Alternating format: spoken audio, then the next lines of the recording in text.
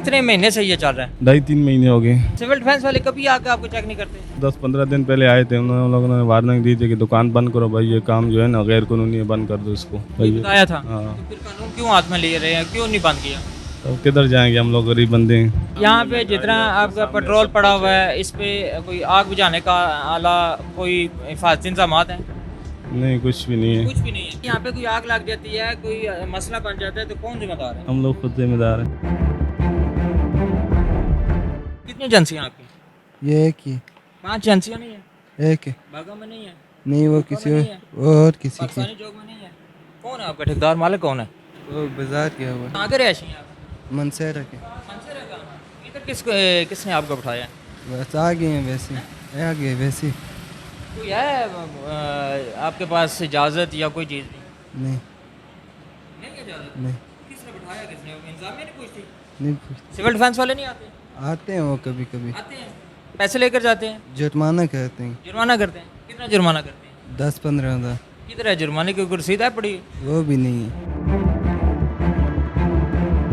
एक ही एजेंसी है या ज़्यादा एजेंसी है? ये जान सच बताना। सच बता रहा हूँ, एक एजेंसी है, एजेंसियों है, लेकिन हमारे जान पहचान वाले लड़कों की है।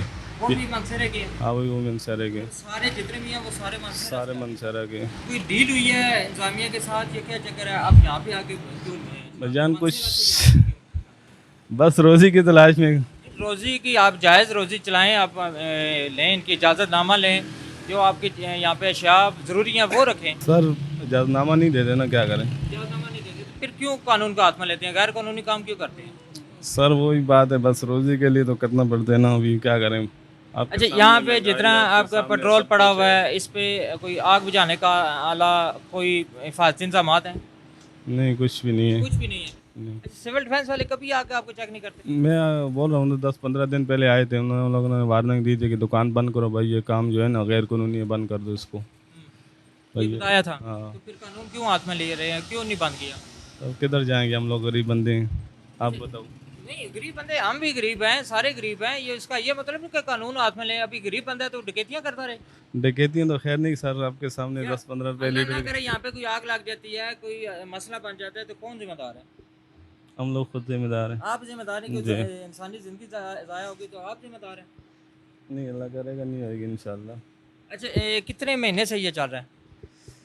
2.5-3 महीने हो गए। 2.5-3 महीने हो जी गए। हाँ। 2.5-3 महीने में सिर्फ एक बार सिविल डिफेंस यहाँ आई है? हम लोगों ने दूसरे बंदे से ली, उससे हमारे को पहले तो नहीं पता, लेकिन एक मरतबा आए थे, उन लोगों ने वार्निंग दिया कि भाई ये गैर कानूनी है, बंद कर दो बस। दोबारा नहीं आई? नहीं, दोबारा नहीं। टोटल 6 हैं ये जो एजेंसियाँ हैं। 6 नहीं है, सब है यहाँ मकामी बैठे हुए हैं। 1 2 3 काफ़ी 8-10 एजेंसी हैं इसमें।